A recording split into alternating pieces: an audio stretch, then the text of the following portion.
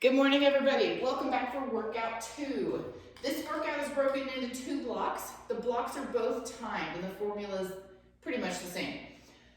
First block is going to be all band.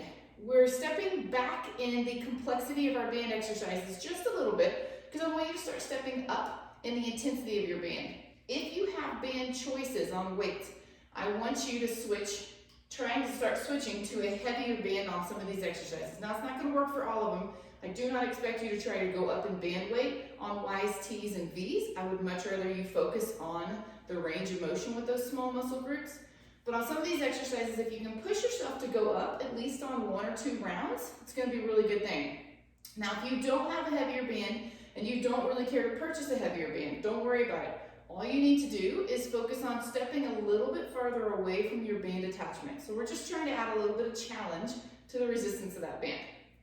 All right, so our list of band exercises. We're starting with that lateral lunge we've done many times. We are not adding a press, not adding a rotation, nothing special. It's just the lateral lunge. So arms start at chest, shoulders back, slight bend in those knees.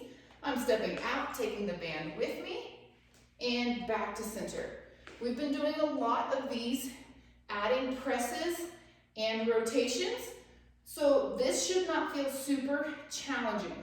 Focus on your range, and can you start a little bit farther away than you normally do? Can you sit a little bit lower? So that's the goal on that one. Half on the left, then turn it around half on the right. Same with this next exercise. Our reverse lunge and high row is simply that step back, high row when you are down, back to center. That's another one that you can go heavier on with your band, or step back a little bit farther. Please note if you are stepping back farther because you don't have a second band, make sure that you inventory your band. Check it that there's no tears. If you have what's looking like the start of a little tear, either take some duct tape and wrap it super tight, or think about going ahead and buying another band. As you walk back, you're obviously putting more tension on the band. I don't want to see it rip on you. If you do get slapped by them, it's not life-ending, but they hurt. So try to protect yourself against that. Then we're going to flip it around for the combination of a chest fly and a tricep extension. Both really good exercises. Chest fly you could probably do for 60 seconds, but tricep extension, 60 seconds is a long time. So we're going to put these two together. I'm going to keep my feet about hip width apart, nice and wide in the arms. I'm going to take a chest fly first. When I get there, I'm going to turn it into a tricep extension. So hands go back, arms press forward, and then I open wide again.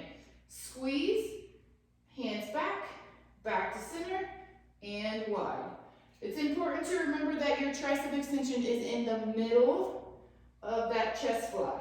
If you do a full chest fly and get back to here, you're going to be lost on trying to do that tricep. So center, hands back, hands forward, and open. All right. Then we're going to turn around for our wood chop, but just the basic wood chop. So half on one side, arms extended, abs in tight, rotate, back to center. Rotate, back to center. For most people, when done correctly, going up in weight on the wood chop is super hard.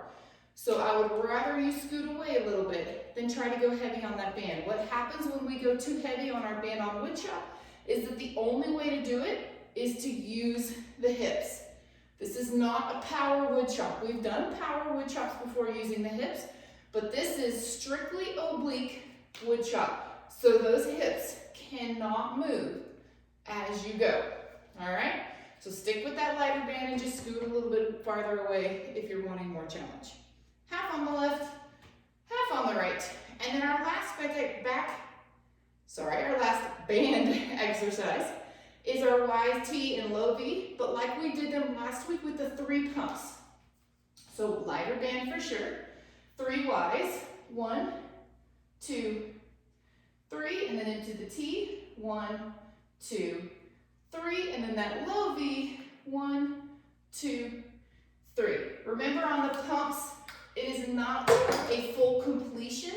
So when I go to do that T, they start from here. The first one goes all the way back, and then I stop at about in line with my body. And then I pump from there 2 more. So try not to come all the way back forward each time. Think about them as little pumps at the back. All right, so those are your band exercises.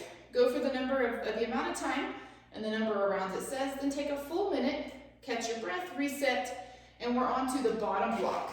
So bottom block starts with dumbbell. The first exercise, pay attention to the wording here. It's a dumbbell rack step lunge to overhead press, meaning that when you step lunge, those dumbbells are in that rack position. So elbows are in front, hands are stacked over the elbow, right in front of the shoulder.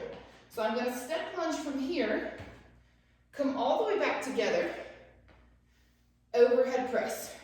Switch legs, step lunge, back to center, overhead press. Alrighty, so make sure on that one that you come all the way back to center, focus on the abs being in nice and tight before you overhead press. What happens is we get tired on this one, is we kind of lean back and then we start pressing. The abdominals aren't engaged and the back is arched. Protect yourself and strengthen the whole middle of the body, abs and low back. Exercise number 2, you need one dumbbell for it. It's our plank row and reach. So we're combining a row and a reach, half on left, half on right. So we'll stay on one side first. So I'm gonna row with that dumbbell first, then I'm gonna put it down and reach that arm out. Gather the dumbbell and reach. 30 seconds or 15 seconds, depending on which round you're on. And then switch sides, row and reach.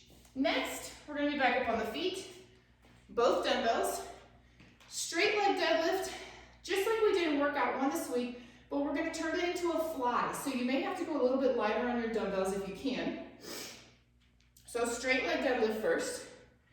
Instead of rowing down here, I'm gonna fly. So palms are in, elbows are slightly bent, taking those arms back as far as I can, back to center, then stand. All right? Half the time on this side, so you'll repeat. Deadlift, fly, center, and back to stand. Switch sides at the halfway point. And finally, our dumbbell alternating V-ups. One dumbbell in hand, fully stretched out. Tap those arms behind. Remember, the first move is to tuck the pelvis under and press that low back down. So low back goes down. I reach up to meet in the middle. Control and repeat. Press that low back down. Meet in the middle. All right, guys. Any questions, let me know. Have a fantastic workout and a good middle of the week. Bye.